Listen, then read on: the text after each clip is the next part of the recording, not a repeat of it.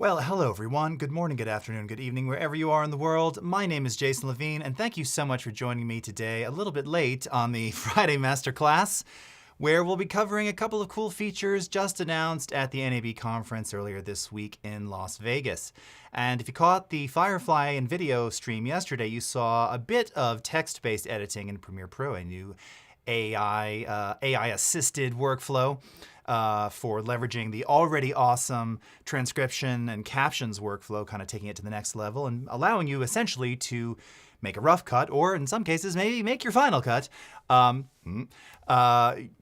copy and pasting just like you would inside of a Word document. So this is an incredible new feature. We're going to be covering this. One of the things that I wanted to showcase today, as well as what you saw yesterday, is one, editing from multiple cameras, but in sort of singular individual cuts at a time, and then also working across a multicam sequence and how that can sort of work. It kind of really reimagines the way you think about cutting together sequences. Having shown a couple of multicam interview sequences on here before when we were doing some sound design, all the ways that I used to go through the source monitor and scrub and listen and take notes at where the best parts of the interview were, you don't have to do that anymore with this new text-based editing workflow. It's super awesome.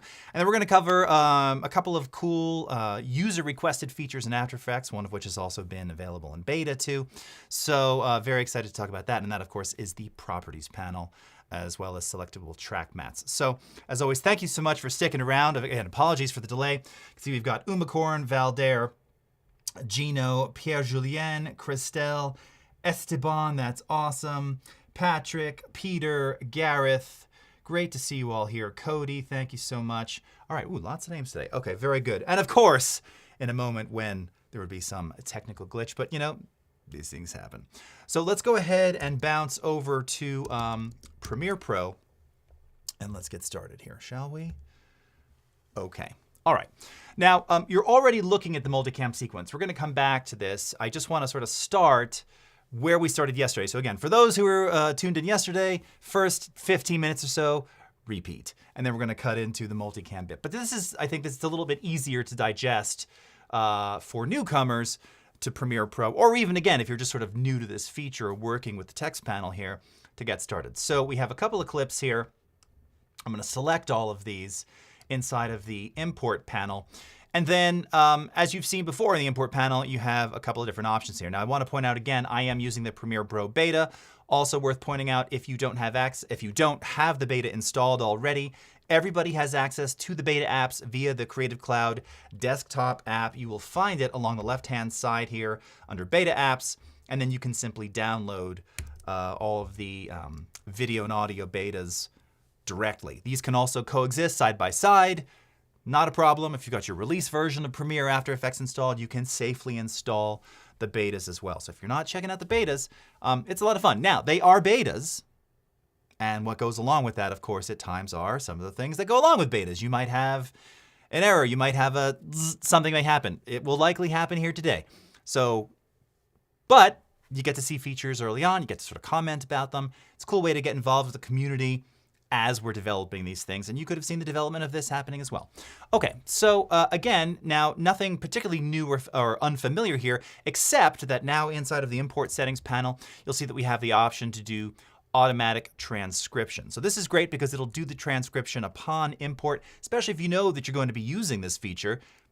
Save yourself a couple of clicks. One of the things that you'll find across all these upcoming releases is it's really about just making you more efficient, saving time, removing those click frustrations, and just making it just better, faster, cooler, awesomer. Okay, good word. You've also got enable language detection if you want to do that. Speaker labeling.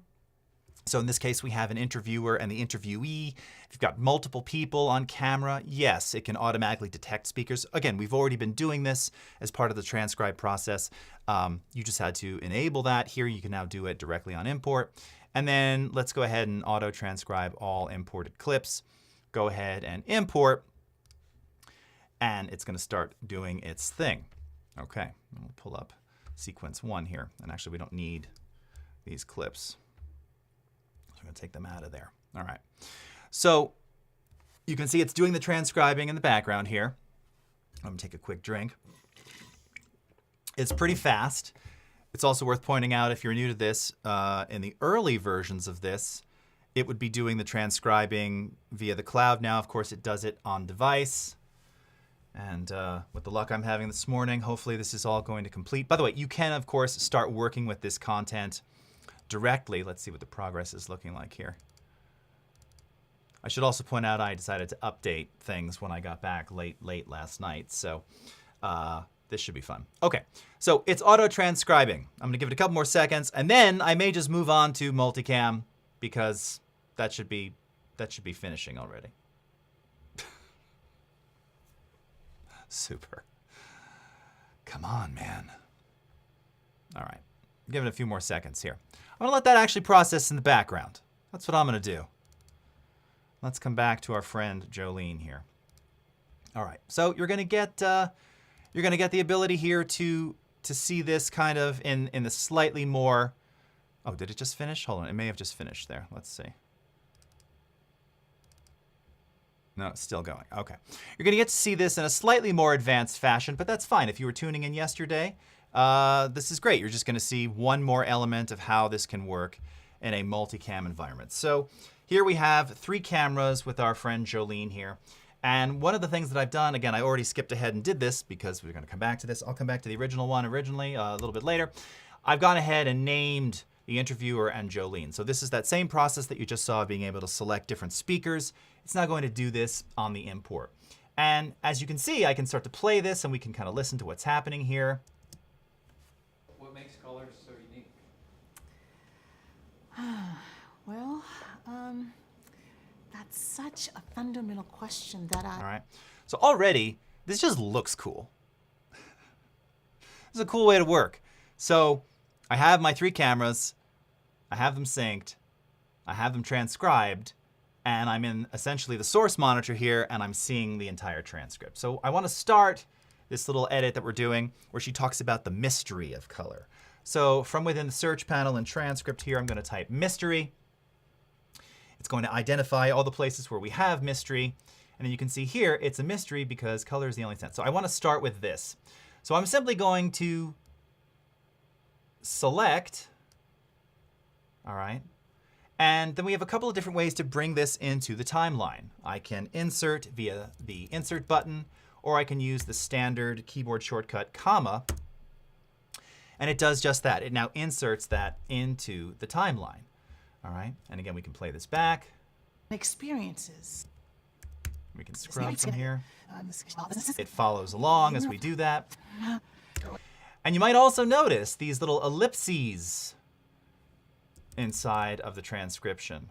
So these are not just silenced moments or pauses.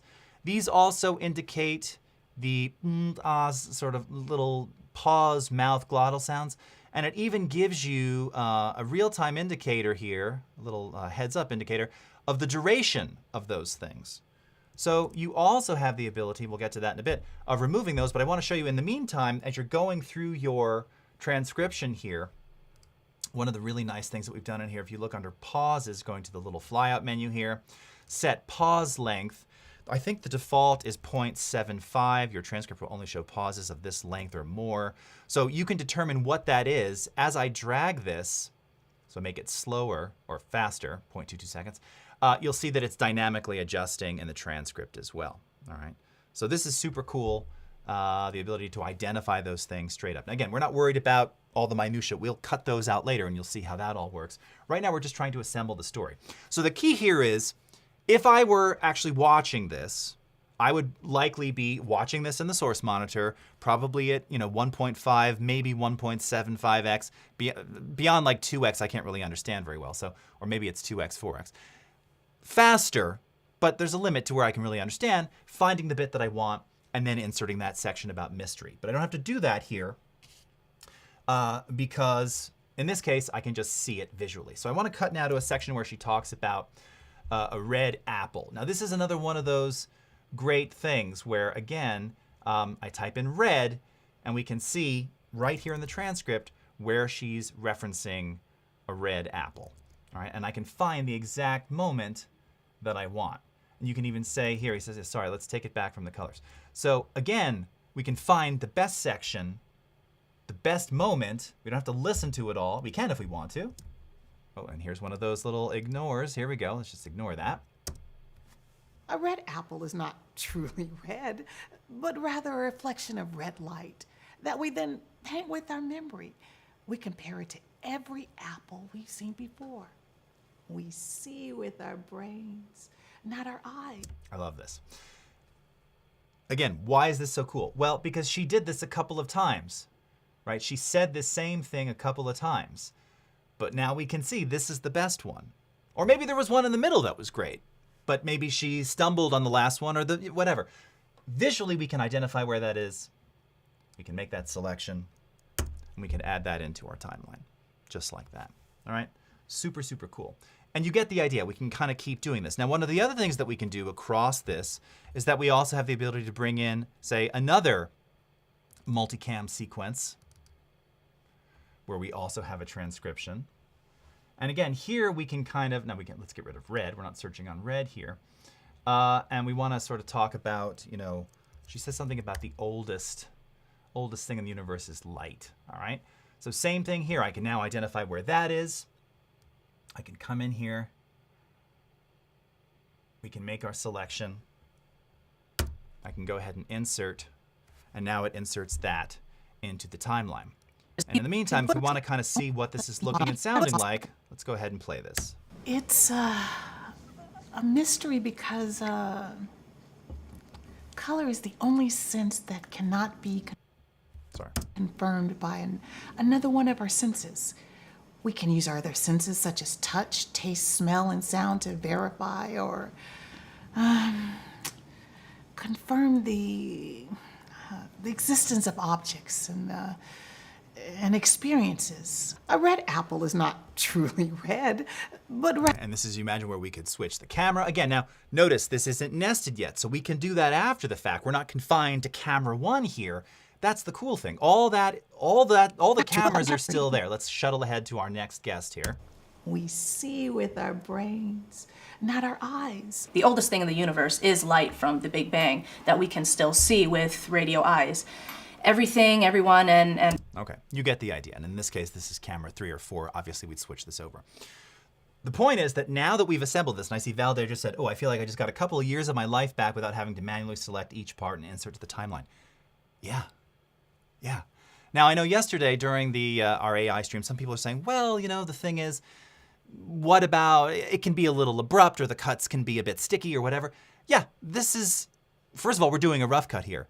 But then all of the editing tools that you would otherwise do anyway, whether you're trimming, rippling, refining, however, whatever, transitioning, all of those things are still function in the exact same way. You're just getting there a little bit faster. You're getting, in my case, to that rough cut stage a little bit faster. Now, by the way, you may have noticed that the transcript panel changed as we were viewing the actual timeline here versus when we were working off of the multicam sequence. And that's because of this new option here, follow active monitor. So this is going to follow, right? Here we are inside of the source monitor with the transcript here. The second I go into the timeline, now it's following what the program monitor is doing here, reflecting the sequence down below. Again, you can disable that if you want. It's actually pretty useful. I will admit, having been testing this for quite some time, it took me a while to not feel like I was moving between a lot of different Windows panels. It takes a moment. That's about the only learning curve difference here that I think I've kind of experienced. Everything else feels totally native and cool.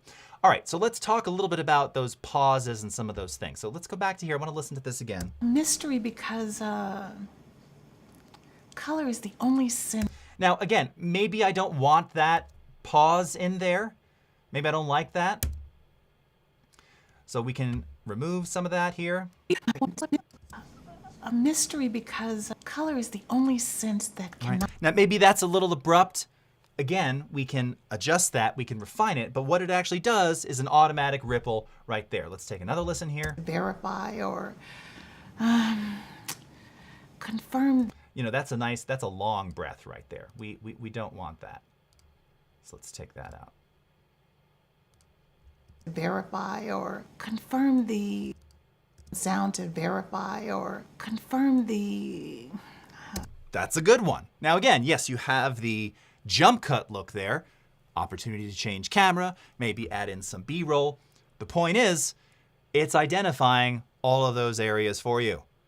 Now, yes, you can use the waveform. They are here, they are minimized. I can make them a little bit bigger. I notice, and I'm curious in the chats, tell me, do you like the non-rectified, where is that setting? The non-rectified waveforms, or rectified? They call it rectified. Yeah, rectified.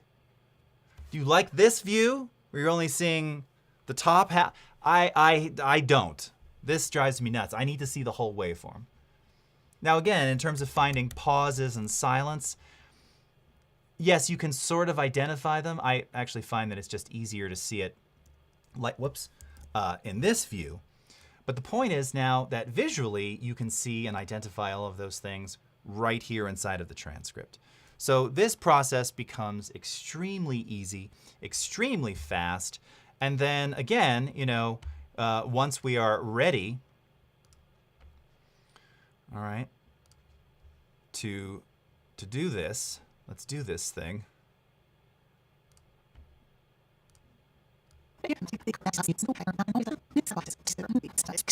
Now. Such as touch, taste, smell, and sound to verify or confirm the... Right, now again, I don't love that cut necessarily, but this is where we could actually place the camera cut to this camera. Oh, there it is again. To this camera, and again, begin assembling that multicam cut right here. Okay, so really cool.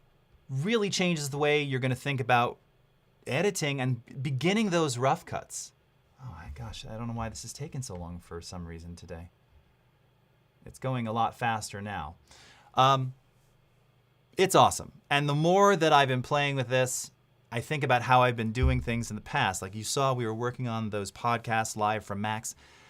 Those took a long time, and they took a long time because there were a lot of moments where I was constantly sort of reshifting and reorganizing where things lived inside of the sequence. But that's not the case anymore. And case in point, if we take a look here, in fact, here, I'm going to undo this, undo the multicam for a second. Let's say that we actually want to reorganize, reorder this first comment. The oldest thing in the universe is light from the Big Bang. So we can go ahead and we can cut that out. We can come to the top here. And I can now paste the duo here before Jolene and start it here. The oldest thing in the universe is light from the Big Bang. So you can very easily reorder your story just as you're reordering paragraphs in a Word document. I mean, in terms of AI-driven, AI-assisted workflows, this is definitely a top of my favorites right now. It just makes a lot of sense. And again, the learning curve, there is none, essentially. It's what you've already been doing, just making your life a little bit easier, okay? Let's see now if we've got this one in here. There we go. Okay, very nice. So once again, we have, here's our sequence. Oh, here it is. We've got our friend over here. And just to showcase this, come into our speakers, edit speaker names. We've got 3 people. Let's call this one interviewer. Let's call speaker 2 Bodhi, and save, okay?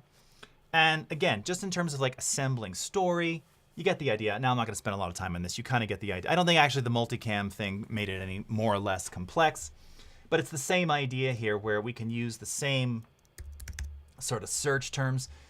This is a great one because again, you've got the interviewer and Bodhi kind of going back and forth and doing his intro multiple times. That's the point I'm trying to showcase here.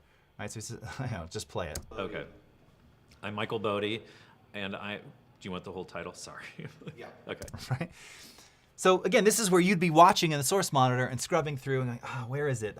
I know it's towards the end, you overshoot, whatever it is. Now you get right here and you just insert, and that's that, and it's done, okay? And then you can continue to refine that story, and insert all the best parts that you want. Here's where he's talking about his team. I'm going to insert that. And let's see, he's talking about the experience. Come over here. All right. Now, of course, this is relying on the efficacy of the transcription. And as I mentioned yesterday, I think we're basically touting that certainly for English, you're usually in the 90th percentile of accuracy.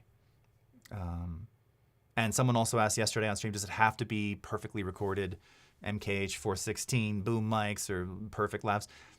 Not necessarily. I've transcribed a lot of semi-crummy sounding things, including some of the raw audio from some of those Max recordings where good mics, bad environment. So it was kind of a challenge to get the transcription. And it does it's not surprising. It's where we are today. It does a really good job at doing that. Okay. So again, if I were looking for this particular paragraph here, is that the only place he says experience? Here we go. Maybe we'll come to something like this. All right. And insert that there. And then again, as I now go back to this and wind back, let's get out of our multicam here. I'm Michael Bodie. I'm the executive producer for the Sundance Film Festival video content team. I've worked for the Institute for 150,000 years, emotionally. But physically... I don't know why I connect with that line so much. I love that. I love the sentiment. And again, as you can see there, you know, in terms of the pausing and the way that it's doing the cuts, I highlight this, and this feels like minutia, but... The executive producer for the Sundance Film Festival video content team. I've worked for the Institute for... It has a nice kind of cadence before the next cut. I can tell you, looking at some of the sort of alpha versions of this, it was super abrupt. And obviously a lot of that has to do with how the AI is detecting the threshold of where the sort of voice falls off and where it thinks the next cut should begin and end. But, and that's, of course, forgetting, again, having sort of the pause detector. So we're not seeing any here, which might mean that he didn't make any. I actually think in this particular piece, the pauses were they were a bit shorter. So this is where you might want to say, all right, you know, we want to speed up that edit. Let's look for any pause less than half a second. And he doesn't have a lot of them. See, and in this case, this is that someone was saying, I think, Valder, it wasn't you, it was someone else yesterday was saying, sometimes in thinking about doing editing this way, maybe it takes you out of the story. Ultimately, right, we're trying to tell a story. So some of those pauses are really necessary. This one in particular, not only because he's making a joke, but, you know, he says, I worked at the Institute for 150,000 years. Emotionally. You know, if there wasn't a pause there, the delivery wouldn't be the same. And in this case, it's obviously, you know, 0.41 seconds or less, so, or more. So this is great. I mean, this is so cool that we have this feature in here. I love that it's dynamic and it's real time. And a shout out to the team. Any opportunity to showcase great user experience and great UI, this is one of them right there. They did a bang-up job. Crystal Davis is saying, I've been getting about 90 to 95% accuracy with reasonably clear enunciation, even without studio quality sound. Anthony Villa, does it understand Jersey Shore where you grew? Well, yes. I'm not going to tell you how I know that for a fact, but yes. And I can understand. It can sometimes struggle with some accents, and that's accents of any kind in any locale. I mean, I know we have different, I think, language models for UK English and versus, I don't know if the Australian English is in this one. I remember we had it in something else. Sure, it can happen, obviously. And, but in general, pretty good. And I imagine, again, a lot of transcriptions, I've tried a few of the various third-party transcription engines out there.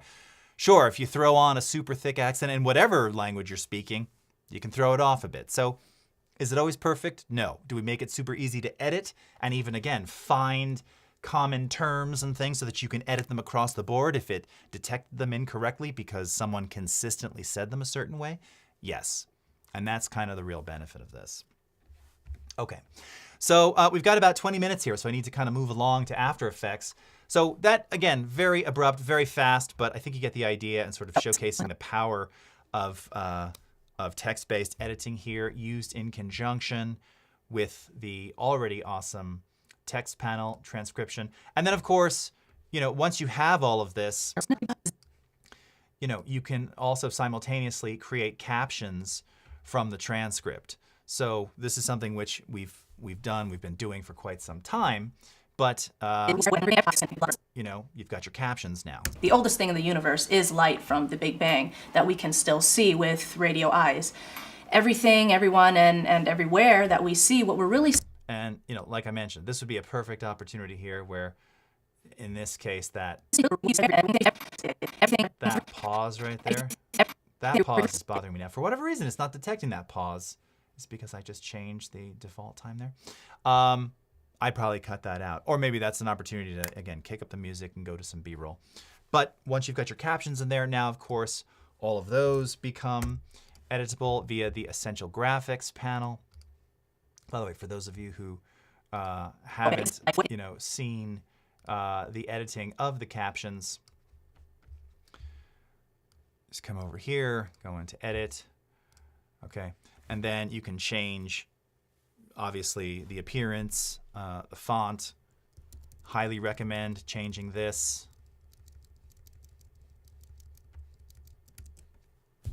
Don't have to go into my thoughts on that again. Add drop shadow if you want. Change color, change position of where they actually appear on screen. You can also save these as track styles. So this is something which I try and remind everybody every time I show the captioning tools, that you can build a look and feel and style of your captions, preferably not with Minion Pro. Just let it go, man. Never. And reuse that. And you can also, in creation of said captions, let me just show you again. I don't have any saved in this project here, but you can then apply, I have text, I don't know what text style 1 is. You can then apply those styles to subsequent captions that you generate. So you don't have to, there you go. Very nice. That's better. I don't know if I would have choose Montserrat, but that's okay. These are way better. Nicely done. Okay. So had I seen that in there before, I could have applied that style to the Jolene edit as well. So really, really cool stuff. Okay, so that's a little bit on text-based editing. Oh, and just before I leave Premiere, just wanted to point out two particularly important additions. So you heard me talk about this. Actually, if you were following any of the Reddit threads, I was talking about this. Again, this was in the beta. Background autosave, new options here under autosave, and under color, we now have the ability to auto detect log video color space. This also applies to, again, any of your iPhone 13, 14 HDR content. We've also changed some of where some of these settings are, in particular display color management. I'm trying to remember where these were before. I think were these in general? Extended dynamic range monitoring. So if you're working with that content, you're bringing your log footage in, you're bringing your iPhone footage in, you can now bring it in, you can automatically detect the color space, and then you can, via the sequence settings, if you so desire, adjust the working color space for said footage. And you see here there's also the checkbox, and I believe this is enabled by default to auto tone map the media. So this is great. This is something which a lot of people in the community have been asking for quite some time. Really happy to see that in Premiere Pro. Okay. All right, so let's switch over now. Our last 15 minutes to After Effects. Can it tell what Emerald is saying other than BAM? Very nice. Good one, Mike. Is Emerald still doing it?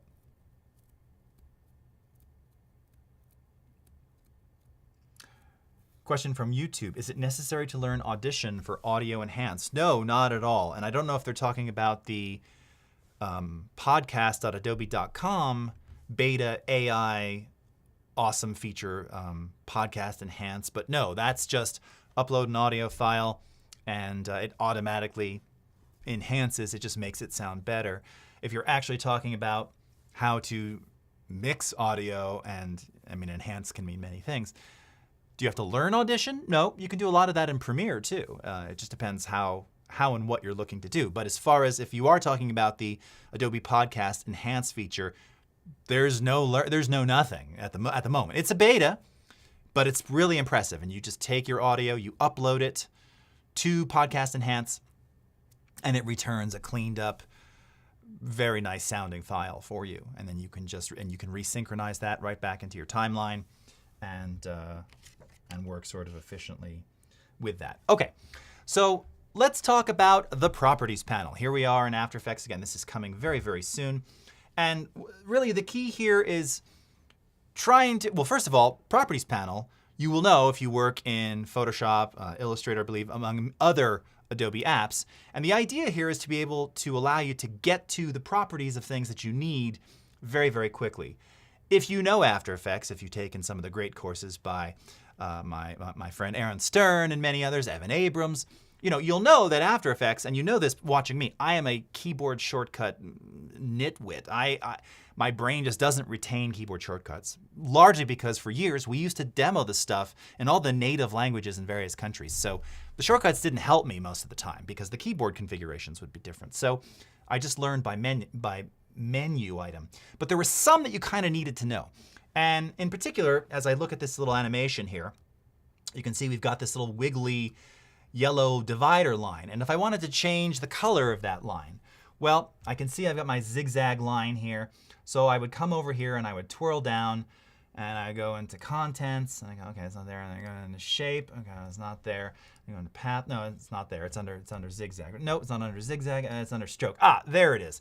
And finally, I get to the color swatch. Now, again, if you watched any of the aforementioned trainers that I told you, or actually the person who taught me, Angie Taylor, the original goddess of After Effects, you know that you can hit UU and it will reveal all of the edited parameters for you and get you there a little bit sooner. Even still, though, that's not always going to help you. In some cases, we'll get to that in just a moment. So how do we make this easier? Properties panel, because this is now going to give you sort of contextual controls of all the things that it gives you exactly what you want when you need it. And in this case, the shape properties and the stroke color. So I can simply come in here, I can choose my color picker here, and maybe we'll go for, since we're talking coffee, or sort of something like that, color like that. Again, showcasing my amazing, amazing skills here. And it changes automatically. Now, even if we go to something like shape layers, now again, shape layers can have multiple properties and multiple shapes inside them. So we can access those here as well. Again, rather than having to do all of the various twirl downs or looking for them, I can come over here to the stroke color here. Again, I'll use the eyedropper, and maybe we want something, I don't know. We could change the contrast a little bit here, something like that. And maybe also adjust the fill color. That's a little too dark. That's okay. I like that. Good enough. Again, don't choose me for design work. Maybe that. Okay. And make those changes super quickly. Okay. Now, it does more than just that. Of course, you can see up here we also get layer transforms. So all of these things that you need, that you'd expect to see as you click on the layers, are revealed, including, but not limited to, text. So when I was chatting with the After Effects PM some time ago when this was coming out, I remember this distinctly, and she was talking to me about why this is so cool, because I'm someone who, you've watched me, I struggle with fonts and, and positioning and kerning and all of the elements. So I'd always have to wind up opening up the paragraph and character panels, which would drive me nuts because I don't want to have to deal with them, and they always seem to take up a lot of real estate. Well, the properties panel, you don't have to do that. It's giving you all of those, whoops, I didn't mean to do that, all of those necessary elements right here, including the ability to see keyframes. So you'll see up here, and where you have some animated keyframes under layer transforms. So if I simply click on this button right here, it takes me right to that specific keyframe directly in the timeline. Super cool. And again, just for navigation. You know, this isn't replacing the timeline. It's just it's a navigation assistant. It just makes it so much easier. But the last thing here, this is the other thing that I remember Victoria pointing out, was that it also supports essential properties. Now, essential properties are the properties that you leverage if any of you are making motion graphics templates, i.e. MOGRTs. Then you know that we have inside the essential graphics panel, as you make your motion graphics templates, if you want them to be editable by someone else, as you're designing your lower third, whatever it is, you can drag the text layer into essential graphics. And then you can say, all right, I want the text editable, the font editable, the style editable. And then you have some fill colors or some shapes. All right, I want the shape fill color to be editable, not anything else. And then I want this effect to be editable and what parameters, et cetera, et cetera. Well, Properties panel sees all of those things too. And it sees them inside of pre-comped layers. So here we have some beans. And again, I didn't really play the whole thing. If you take a look, the bean, this is actually an image sequence that's animating right there. Okay. Now again, to access, say, the color change of that bean, I'd have to double click into this pre-comp. And then again, if I'm new to After Effects, I mean, oh my gosh, and here's all the you know, the image sequence. Like, wow, okay, there's the, I'm using tritone there, but this is already intimidating. But right here you'll see in Properties panel, we allow you to see the essential properties. And I made the color, or the designer made the color an essential property. So once again, we can choose the color picker here. And let's say we want to go a little more coffee-ish. That's pretty good. That actually looks like a coffee bean. You know, I used to be like really super dark, bold coffee. Again, those watching, you know, I've really cut down my coffee consumption. So I like a medium, a mild. I don't go super caffeinated like I once did. Okay. So, Properties panel. You've been asking for this. It is coming very, very soon. It's awesome. It also just, again, if you're coming from Photoshop or Illustrator, this is going to feel familiar to you. And as the product team has said, for people they've shown this to, this feels like something that just should have been there all along. Like, it just makes sense that it's there, and it does, in fact, work really nicely. Okay, last two things here in our last 5 minutes. Selectable track mats. Now, this feature came out, actually, I think it came out around Max. But as my recent Reddit post around updating and updated features revealed, just because we put it out there doesn't mean that everybody was aware of it. And we've even made little bits of this easier to leverage now. Oh, Valder saying, Properties panel, definitely a dream coming true. Yes. Reverb Mike, you can't always get what you want, but if you try sometimes, you can get what you need. Very, very good. Stones reference there. Esteban is, by the way, emphasizing podcast enhance is a must try. It's impressive. Another quick question from YouTube. What would be your choice for default caption font? I mean, that's the thing. Don't ask me. I have to ask. I ask other designers. But I will tell you, again, for sort of social media and even YouTube-ish, if you don't want to go this sort of standard, I'm not even sure what the standard font is. No one can give me a direct answer. But Proxima Nova is really nice. I also happen to like slightly more stylized Helvetica. I know it's like a very thick font.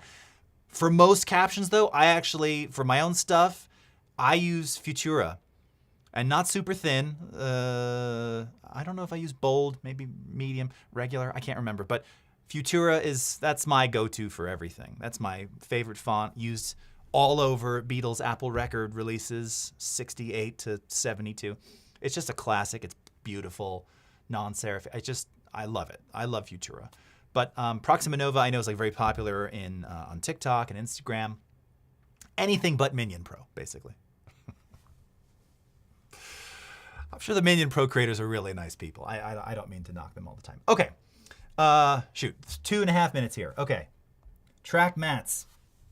So here we can grab any layer to use as a mat, and we want to mat the paper texture so that it only shows up on the background. So I'm going to take the paper texture here, and I'm going to mat that to the host circle, like this. Okay, now it's already inverted here.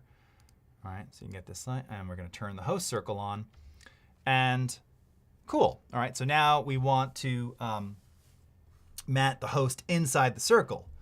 And one of the things that I guess people were pointing out is that, in particular with the pick whips, it was sort of getting difficult to distinguish between the different pick whips. So there is, and you may not even see it, I'm going to zoom in real close so you can see here. They did add a little transparency grid to show the difference here for the matte pick whip. But the cool thing is that now you can do this. You don't even have to use that. You can do it via menu commands and assignable keyboard shortcuts. So in this case, I go with my host photo here and come up to Layer, Track Matte, Matte with Layer Below, Alpha Matte, and just like that, so much easier. Eliminates, duplicate layers created for track mats and such. I don't use them super often, but again, it's a thing you do in design, and we've just made it better. And this was all community feedback. That's why this happened. This was probably a long time ago, just do it sort of thing, and it didn't happen. Now it's there. All right, in our last 2 minutes here, this is something that I think many of you have used, which is the Colorama Effect. Super powerful color effect, not just for doing sort of stylized color, but it's just really powerful. It's something that I got turned on to a while ago, again, with my very limited After Effects design use, because it just kind of allows you to get super creative here. And if you use this, what you will now see is that it now uses the standard system color picker. So in this case, if we wanted to, say, go with something like this, okay, and then maybe choose the background here. Oh, whoops. And brighten up a little.